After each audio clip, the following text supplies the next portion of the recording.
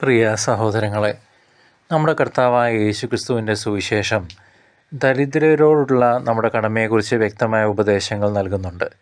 ദൈവമക്കളായ നമുക്ക് ചുറ്റുമുള്ള പാവപ്പെട്ട സഹോദരങ്ങളെ സഹായിക്കുക എന്നത് കേവലം ഒരു ഔദാര്യമല്ല, മറിച്ച് നമ്മുടെ വിശ്വാസത്തിൻ്റെ അവിഭാജ്യ ഘടകവും അത് നമുക്ക് തന്നെ നമ്മൾ ചെയ്യുന്ന ഒരു ഉപകാരവും ആയിരിക്കും. വിശുദ്ധ മത്തായിയുടെ സുവിശേഷത്തിൽ അന്ത്യവിധിയെക്കുറിച്ചുള്ള വിവരണത്തിൽ എൻ്റെ ഈ ഏറ്റവും ചെറിയ സഹോദരന്മാരിൽ ഒരുവന് നിങ്ങൾ ചെയ്തപ്പോഴെല്ലാം എനിക്കാണ് ചെയ്തത് എന്ന് കർത്താവ് അരുളി ചെയ്യുന്നു. മത്തായി 25:40. ഈ വാക്കുകൾ ദരിദ്രരിലും അശരണരിലും ക്രിസ്തുവിൻ്റെ മുഖം കാണുവാൻ നമ്മെ പ്രേരിപ്പിക്കുന്നു. സഭയുടെ പ്രബോധനങ്ങൾ എപ്പോഴും കാരുണ്യത്തിൻ്റെയും പങ്കുവയ്ക്കലിൻ്റെയും പ്രാധാന്യം ഊന്നി പറയുന്ന പ്രബോധനങ്ങളാണ്. നമ്മുടേതായതൊന്നും നമുക്ക് സ്വന്തമായി അവകാശപ്പെടാനായിട്ട് ആവില്ലല്ലോ. എല്ലാം ദൈവത്തിൻ്റെ ദാനങ്ങൾ മാത്രം. അതിനാൽ നമുക്ക് ഓരോരുത്തർക്കും ലഭിച്ച അനുഗ്രഹങ്ങൾ ആവശ്യമുള്ളവരുമായി പങ്കുവയ്ക്കാൻ നാം കടപ്പെട്ടവരാണ്.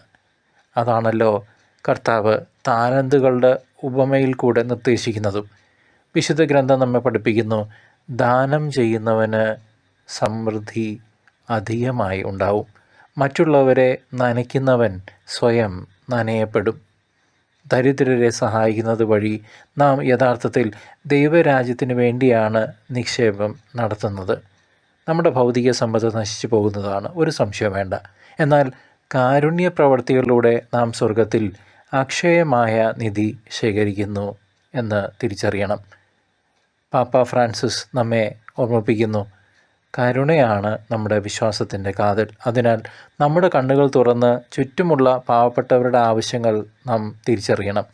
അവർക്ക് ഭൗതികമായ സഹായം മാത്രമല്ല, നമ്മുടെ സ്നേഹവും സമയവും പ്രാർത്ഥനയും നമുക്ക് പകർന്നു നൽകാം.